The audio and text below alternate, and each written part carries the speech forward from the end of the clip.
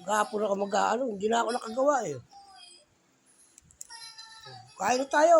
Drama lang yan, drama lang ha, drama lang. Parang video ko yung asawa ko. Eat! Eat my darling, eat! Eat!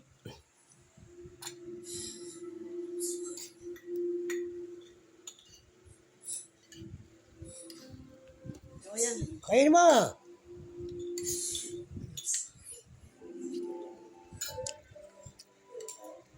Asan yung ano? Itlog na maalat ang ulam namin. Tsaka tsugalunggong. Asan yung ano? Yung kadyon. Basa? Sa rep? Pag na kasi natuto ka na sa TV, mawawala na sa iyo yung ano mo. Lahat ng ano mo. Dapat mong kunin na ano, pagkain. Dana. Laman-laman na yun. Sabi ko, bumili ka ng ulam sa talipapa. Kanina, di ba?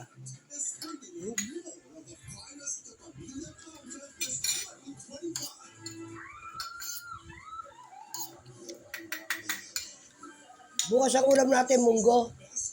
Ang sahog, meron ang sahog dyan, tinapa. Limang tinapa.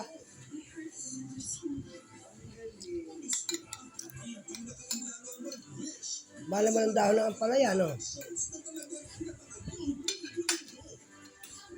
Gusto na ano? Hmm? Oo nga.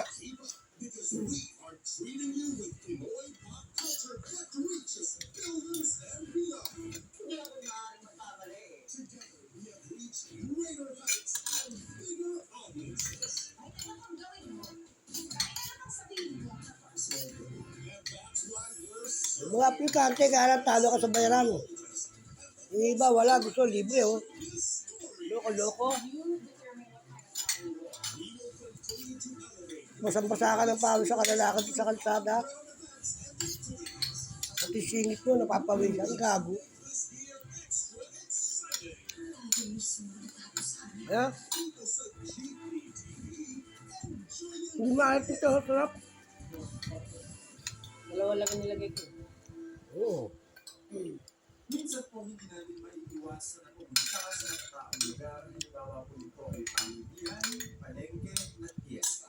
Kaya narito po ang ilang tips para Kung sila sa ano, galing din sa Finland, parang sa New Zealand nagdala lang sa ano si Eddie Stockbuilder. Po natin ang pinakamalapit na tekse para handa po tayo in case of emergency. Ang agency na Europe, Eddie Stockbuilders, tsaka yung PNI. kapag tayo po Kaya kung wala nga wala, mas ligtas po ang makabata kung hindi natin sila isasama sa mga wawa naman. lugar kasi maaari po sila mawala sa pagkakas. ito po Ano magkaroon ng yangwa? mula sa ating ABS-CBN. In the service of the Filipino.